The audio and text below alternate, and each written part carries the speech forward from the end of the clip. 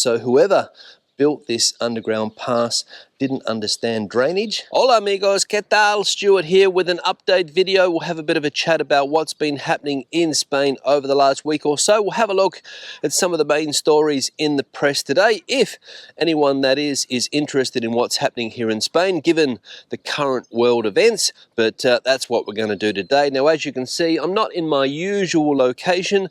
I'm on the Mediterranean coast. I will disclose my location at the end of the video, or maybe halfway through, depending.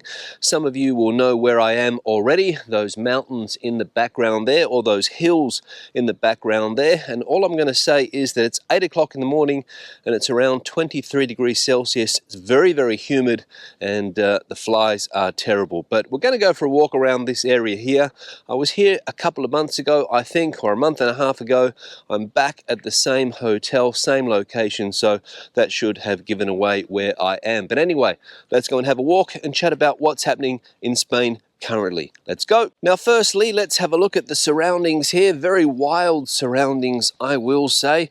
I'll turn the camera around so you can get a view of what's going on down there as well. The sun is up. As I said, it's just after 8 a.m.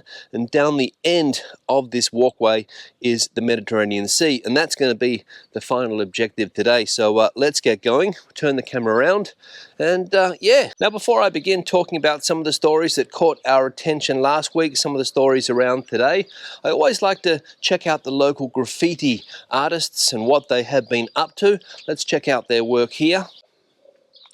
A budding poet here. No me vas a encontrar en nadie, pero me vas a ver en todos lados. Which basically translates to, you're not going to find anyone like me in anyone else, but you're going to see me everywhere you go. So quite the poet, and that person's words all over the walls here on this walkway. So what were the big stories in Spain last week? Well, unfortunately for the current government, or part of the coalition government, the PSOE side, or the Socialist Workers' Party side, it was a bad week because of all of the corruption scandals that came to light. These alleged corruption scandals, the police, the civil guard in Spain are investigating various members of that political party, and according to some experts, it is going to run deep in that party. I don't know. The Prime Minister Pedro Sanchez says that that is not the case. He has nipped corruption in the bud.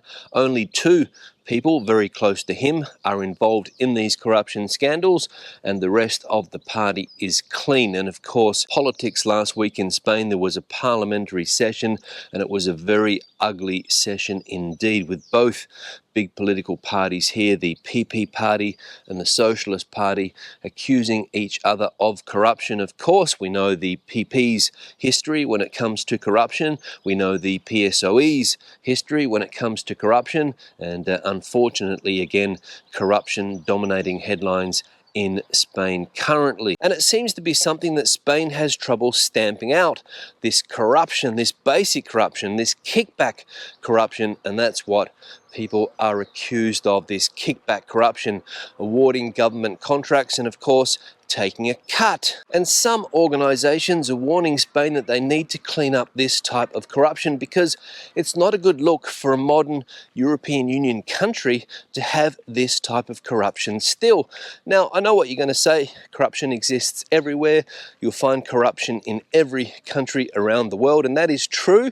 But here, the corruption scandals come thick and fast. And the Spanish population, I will say, are fed up with this, always having these scandals dominating the press, no matter which political party is in power, and it's a shame.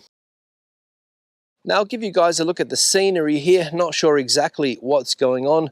Seems to be very abandoned, this area. I imagine that there was a plan to build homes here. Not sure, because we've got roads, but around us we can see that there's not much going on. There's some houses over there, for example, but around here just seems to be bushland with roads going through the middle of it.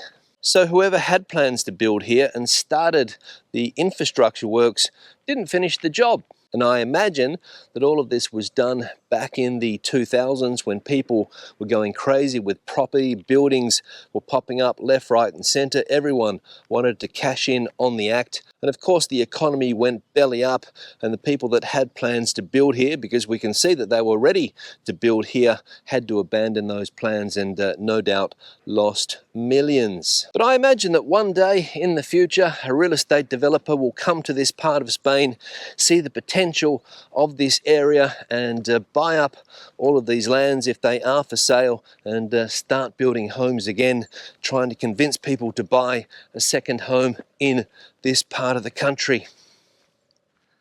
I mean, even the electrical installations were put in, but of course nothing got off the ground. Now, the second piece of news that was dominating headlines last week in Spain related to the blackout that took place a couple of months ago in Spain. The whole country blacked out. Well, mainland Spain blacked out. The Canary Islands didn't black out, I don't think, and the Balearic Islands didn't black out, but don't quote me on that. And the government last week released a report after 2 months saying what it thinks happened on that day. And of course they blamed two particular groups. They blamed the grid operator here in Spain, the Red Eléctrica operator, the national grid operator, let's say, and they also blamed the private electricity companies for mismanaging things on that day. Basically, I think that's what it was. And of course, the next day, the company Red Eléctrica said that it wasn't their fault at all. It was the fault of the electricity companies. 4 electricity companies, I think, 3 or 4. Don't quote me on the exact figure. So information came out, but are we any clearer on exactly what happened that day?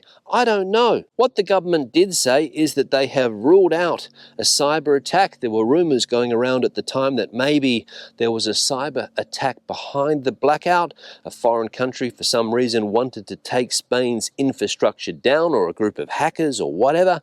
I've got no idea, but the government said that no, that was not the case. There was no cyber attack. And we can also see other things that came out of that report. For example, that renewables did not cause the blackout either. And basically, according to the report that the minister here in Spain released last week, it was a miscalculation on the part of the grid operator and also the electricity operators here in Spain. So that's what the blackout has been put down to. So all of the conspiracy theories that have been circulating for the last couple of months or so can now be laid to rest according to the government. Let me know what you think in the comment section below. Can we put these other theories to bed?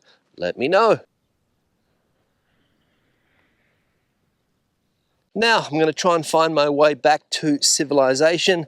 Over here there seems to be some type of housing going on down the end of the street there too, so I'm going to work my way over there. But check out the housing that we've got going on over here, the typical chalet as they call them here in Spain.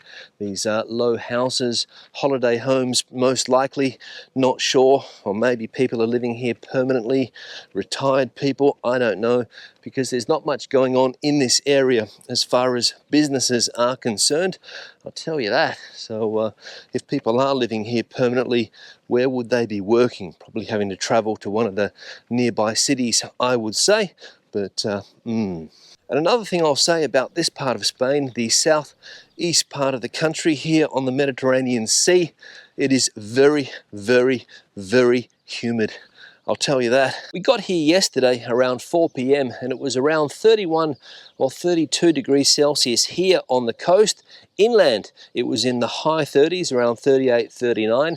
But the humidity levels here, as I said, unbelievable. The sweat literally just drips off your skin, and the flies are also pretty bad too. But of course, if it gets too hot, and I imagine many people do this when these temperatures hit, you take a dip in the pool or you go for a swim in the sea. All right, I'm back in civilization, houses on both sides here. Going to find my way to the coast now if I can. It should be straight ahead or to the left, I reckon. And look at the plant life that we've got going on here. Everything grows magnificently in this part of the country, given the humidity, I imagine. Look at that, look at the colors, and they're everywhere. Now we've got a main road here. I think there are two ways to get across the main road. It's not very busy at the moment, given the time of the day. We've got an overpass and an underpass, but I'm going to turn the camera around now and show you the underground pass, and I don't think anyone will be going down there anytime soon. Check this out, because it is completely flooded. So whoever built this underground pass didn't understand drainage, because I reckon that that water in there, if we can get a good look at that, has been sitting there for a while now. Wow. And obviously the local council has no interest in getting this underpass fixed, so across the road we'll go. All right, let's get across. Punto de encuentro, meeting point. A meeting point for what exactly? That is my question. If anybody is familiar with this area here, let me know what that meeting point is for. Now, we'll check out some of the local businesses here. There's 1, 2, 3, 4, 5, 6 businesses, roughly. First business we can see, an English bar, I think, Peaky Blinders. Then over here we've got a place where you can enjoy some tapas, Bendita Locura. Over here there's also a place called Bar Fado, which I imagine is some type of Portuguese bar, given the name, not sure. We've got the Curry Hut. Let's have a look at the Curry Hut here. And then the last business that we've got here, Paddy's Pub and Grill. Great Guinness, great grub, great crack, open 7 days a week. So a very international flavour to the businesses there. An English pub, an Irish pub, a Portuguese bar, and a typical Spanish restaurant for some tapas.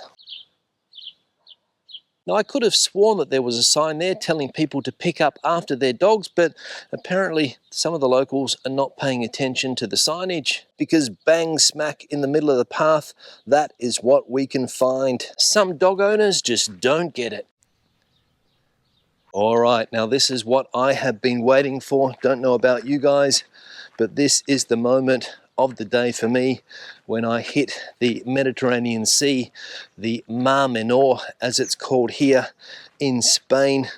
Let's have a look, turn the camera around, and I'll show you the view that I have here currently. There we go, check that out. What a magnificent day it is today. And of course, wherever you go here in Spain, you find the illegal campers. And the final big story from last week that I want to retouch on now relates to Prime Minister Pedro Sánchez and his refusal to meet the new NATO spending target of 5% of GDP, I think it is.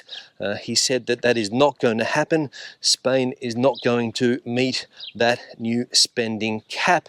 And basically the reason for this is, if I'm not mistaken, is because Pedro Sánchez under pressure currently internally here in Spain, and he needs to keep his coalition partners on side, and they want more money spent on social things and not on the military. So that is where Pedro Sánchez is at the moment, if that makes sense.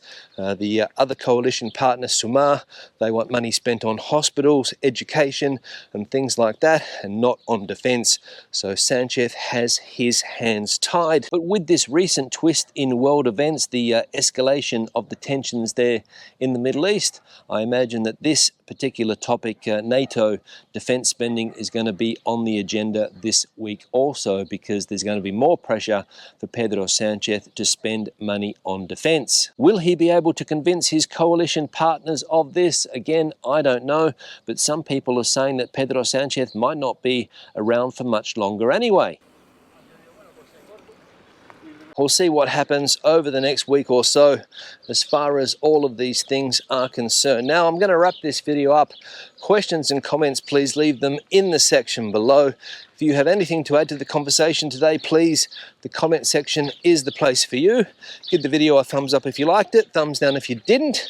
Don't forget to subscribe to the channel if you have not done so already, and turn on notifications. And by the way, if I haven't mentioned it already, I'm in the region of Murcia, southeastern Spain, on the Mar Menor. So that's where I am today, as you can see from the very, very lush gardens that we have here. Until the next video, hasta luego from a very hot and humid Murcia.